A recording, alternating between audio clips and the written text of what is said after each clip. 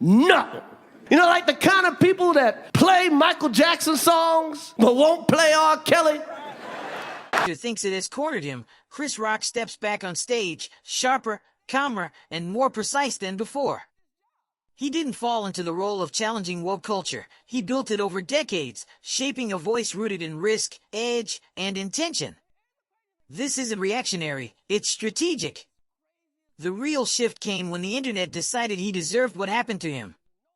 That moment didn't silence him, it refined him. Every special since has carried weight, not defensive, not retreating, just focused.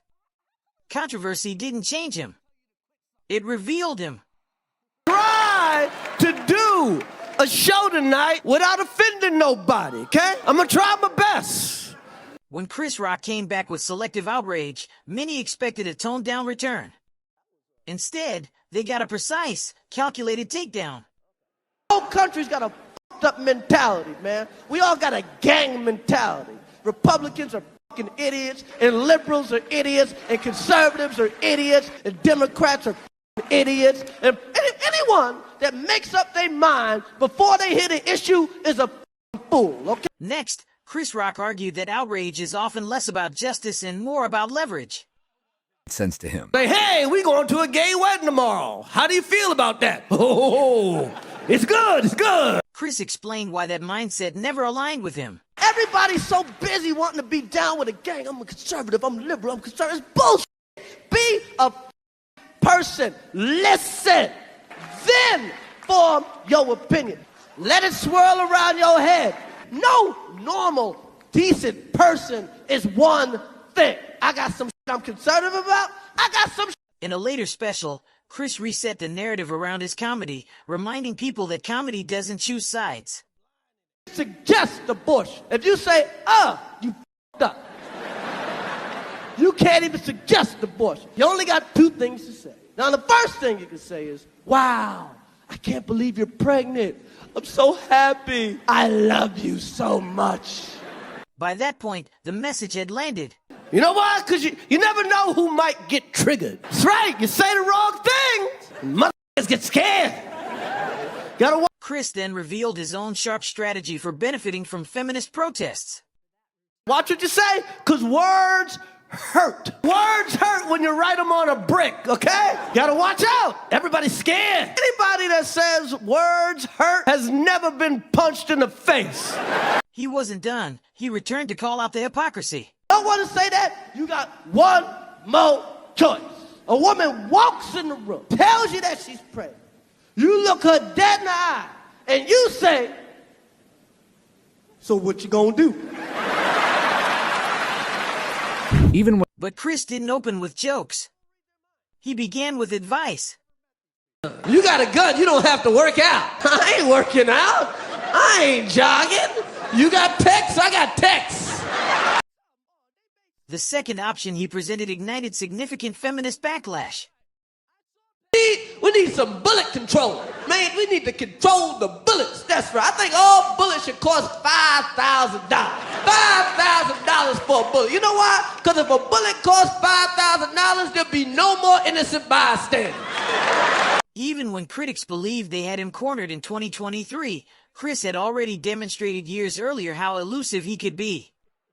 I'm gonna get me another job, I'm gonna start saving some money, and you a dead man. You better hope I can't get no bullets on layaway. So even if you get shot by a straight bullet, you won't have to go to no doctor to get it taken out. Whoever shot you, take their bullet back. The humor exposed a strain of racism concealed behind status and influence.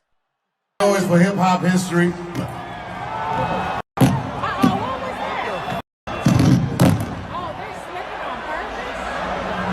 I am going to kill that.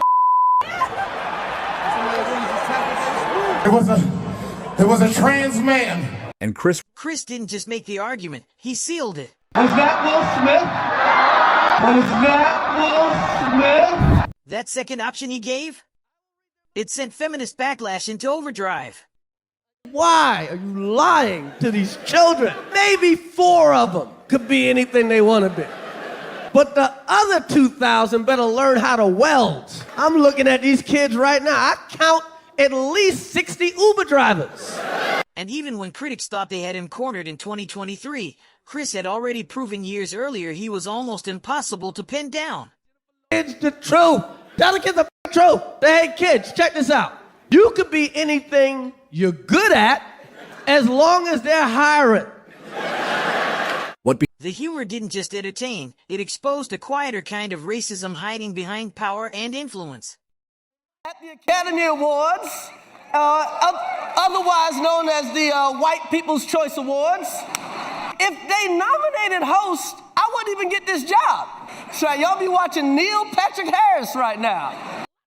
He didn't just make the point. He sealed it. Nominees. And people are like, Chris, you should boycott. Chris, you should quit. You know, how come it's only unemployed people that tell you to quit something, huh? No one with a job ever tells you to quit. Instead of Chris wasn't aiming to be cruel, he was aiming to be honest. That's why his take on gun control hit just as hard. That's the big question, why this Oscars? It's the 88th Academy Awards, which means this whole no black nominees thing has happened at least 71 other times. You know, in the 60s, one of those years, Sydney didn't put out a movie. Instead of choosing a side, he offered his own fix. Because we had real things to protest at the time. Busy being raped and lynched to care about who won Best Cinematographer. When your grandmother's swinging from a tree, it's really hard to care about Best Documentary Foreign Short. And he backed it up with sharp, unforgettable examples. Racist. You know, you gotta go at that the right way. Is it Burning Cross racist? No. Is it fetch me some lemonade racist? No. It's a different type of racist. Now, I remember one night I was at a fundraiser for President Obama. A lot of you would. good answer, By the the end, spotlight he had briefly completely shifted. You know, outpaced it's the all whole of us playbook. there, and there's about 4 black people there. Me, Quincy Jones, Russell Simmons, Questlove. You know, the usual suspects, right? And every black actor that wasn't working. Needless to say, Kev Hart was not there, okay? At some point, you get to take a picture with the president, you know? And as they're setting up the picture, you get like a little moment with the president. Then he turned his focus to woke parents shaping the next generation.